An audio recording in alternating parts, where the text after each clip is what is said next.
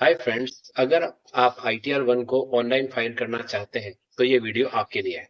इस वीडियो में मैं आपको बताऊंगा कि ITR 1 को ITR 1 किन लोगों के लिए एप्लीकेबल होती है और स्टेप बाय स्टेप ITR 1 को फाइल करने का क्या प्रोसेस है। ITR 1 एप्लीकेबल होते हैं इंडिविजुअल्स के लिए। अगर आपको सैलरी से इनकम आ रही है, वन हाउस प्रॉपर्टी से रेंटल इनकम आ रही है, other source income just like interest income हुआ, डिविडेंड इनकम हुआ, फैमिली पेंशन से की इनकम आ रही है, एग्रीकल्चर इनकम जो कि 5,000 रुपए से कम है, कम है, और ये सारी इनकम मिलाकर अगर आपकी 50 लाख रुपए से कम है तो ITR 1 आपके लिए एप्लीकेबल होता है।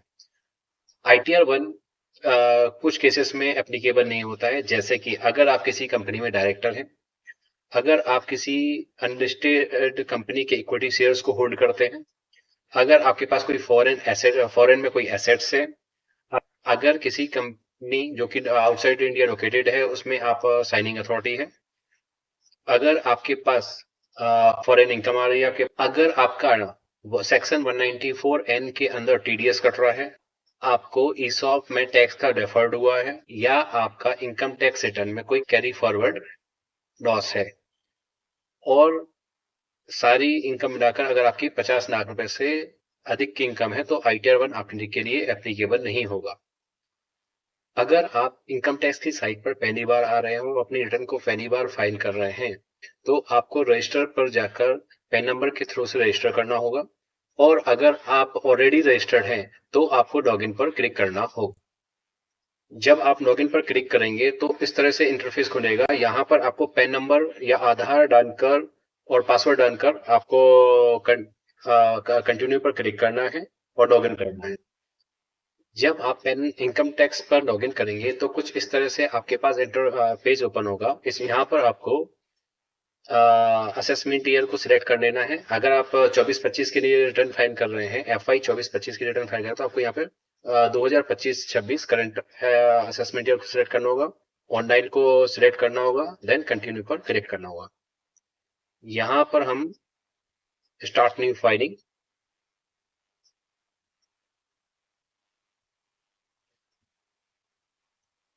इंडिविजुअल्स को सिलेक्ट करना होगा,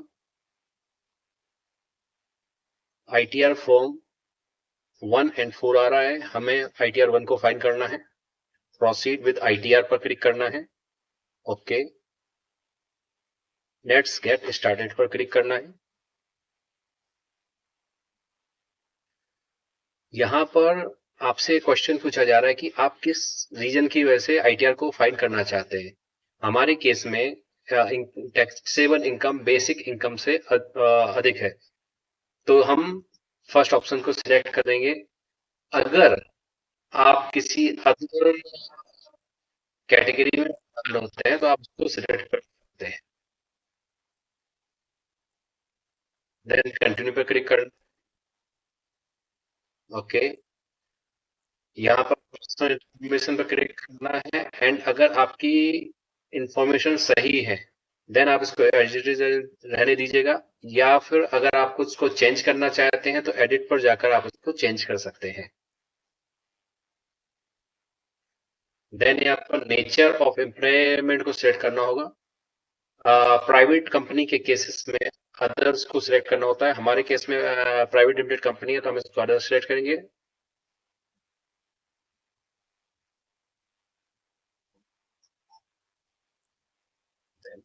यहाँ पर बैंक डिटेल्स होती है, जिस बैंक में आप रिफंड चाहते हैं उस बैंक की डिटेल्स को आप ऐड कर देंगे और उसको वैलिडेट कर देंगे, या फिर कोई बैंक अकाउंट अगर आपका बंद हो गया है तो आप उसको रिमूव कर सकते हैं।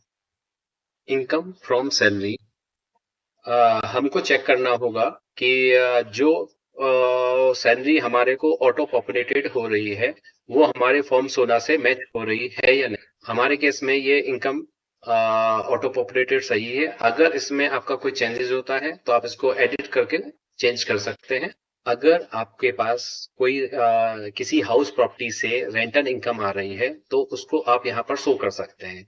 यहाँ पर आप एडिट पर क्लिक करेंगे, नेट आउट पर क्लिक करेंगे, जो आपको टोटल ग्रॉस रेंट रिसीव्ड हो रहा है उसको यहाँ पर डाल सकते हैं, एंड किसी भी तरह का टैक्स आपने किसी अथॉरिटीज को पे किया है वो यहाँ पर आप डाल सकते हैं एंड सेव कर देंगे। हमारे केस में ये निल है तो हम इसको तो हम इसको छोड़ देंगे। इनकम फ्रॉम अदर सोर्सेज, यहाँ पर बैंक अकाउंट से इंटरेस्ट इनकम, एफडी से इंटरेस्ट इनकम या डिविडेंड से इनकम शो होती है। यहाँ पर ऑटो पॉपुलेटेड हमारे पास इनकम आ रही है। अगर हम इसको चेंज करना चाहते हैं तो हम इसको चेंज कर सकते हैं। जैसे यहाँ पर only interest from saving account आ रहा है। अगर हमारे पास किसी और भी तरह की इनकम आ रही है तो हम इसको चेंज कर सकते हैं। यहाँ पर और भी इनकम के हेड ऐड कर सकते हैं।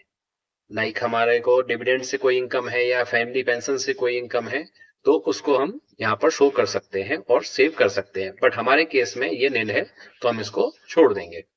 एग्जेम्प्ट इनकम, अगर हमारे पास किसी तरह की कोई एग्जेम्प्ट इनकम जैसे कि 5,000 रुपए से कम की एग्रीकल्चर इनकम होती है तो उसको यहाँ पर ऐड कर देंगे। हमारे केस में ये निल है तो हम इसको छोड़ देंगे। इस बार गवर्नमेंट ने एक नया हेड आईटीआर 1 में ऐड कर दिया है।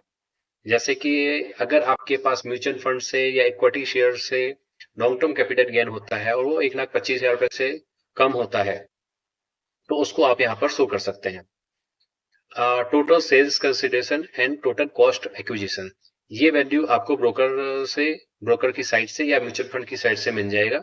देन आप उसको यहाँ पर फिल कर सकते हैं एंड सेव कर सकते हैं। हमारे केस में ये निल है तो हम इसको छोड़ देंगे। टोटल डिडक्शंस, वैसे तो न्यू रिजिम के अंदर किसी भी तरह का डिडक्शंस अलाउड नहीं है, only standard deductions and pensions के डिडक्शन के अलावा। अगर आपके केस में पेंशन का कोई डिडक्शन है तो आप यहाँ पर एडिट करके शो कर सकते हैं। हमारे केस में ये निल है तो हम इसको छोड़ देंगे। 80CCH अग्निपथ स्कीम, हमारे केस में ये निल है तो इसको भी हम छोड़ देंगे एंड कंफर्म पर क्लिक करेंगे। टैक्स पेड, यहाँ पर हमको सैलरी से फॉर्म 16 में जो हमारा टैक्स डिडक्ट हुआ है और 26Q में जो हमारा टीडीएस डिडक्ट शो हो रहा है वो मैच करना होता है। ये यहाँ पे ऑटो पॉपुलेटेड होता है। हमारे केस में ये निल है तो यहाँ पर हम उसको छोड़ देंगे।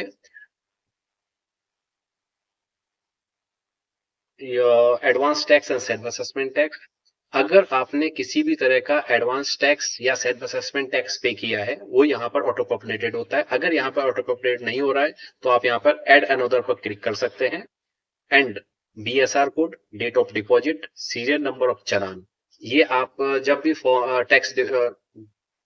टैक्स डिपॉजिट करते हैं तो उसमें उसके चालान में होता है तो आप फिल कर सकते हैं और सेव पर क्लिक कर सकते हैं। हमारे केस में ये निल है तो हम इसको छोड़ देंगे। वेरीफाई योर टैक्स लायबिलिटी, यहाँ पर इनकम की समरी शो हो रही है तो उसको हमको हमें अपने फॉर्म 16 से एंड फॉर्म 16 से मैच कर लेना है एंड देन कंफर्म पर क्लिक कर देना है। प्रोसीड टू वैलिडेशन पर क्लिक करना है। एक बार फिर से हमें जो हमारी इनकम फ्रॉम सैलरी आ रही है एंड अदर इनकम आ रही है उसको चेक कर लेना है एंड देन रिव्यू पर क्लिक कर देना है। देन यहाँ पर हम आए अपना नाम, अपने फादर का नाम एंड प्लेस लिख देंगे एंड प्रोसीड टू वैलिडेशन पर क्लिक करेंगे। रिव्यू पर क्लिक करेंगे। यहां पर एक बार दोबारा से हम अपनी जो भी इनकम है उसको वेरीफाई कर सकते हैं। देन यहां पर हम प्रोसीड टू वैलिडेशन पर क्लिक करेंगे। Proceed to verification, e verify now. Aadhaar के थ्रू ई वेरीफाई सबसे इजी वेरिफिकेशन का तरीका होता है। देन आप ई वेरीफाई पर नाउ पर क्लिक करेंगे एंड कंटिन्यू। इस तरह से आप आधार के एक ओटीपी को जनरेट करेंगे एंड रिटर्न को वेरीफाई कर सकते हैं। वेरीफाई करके कंटिन्यू।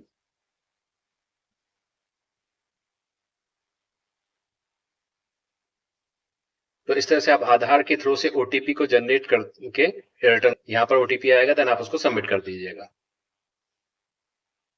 इसी तरह की और भी इंफॉर्मेटिव जानकारी के लिए please like, follow and subscribe my YouTube channel. Thank you.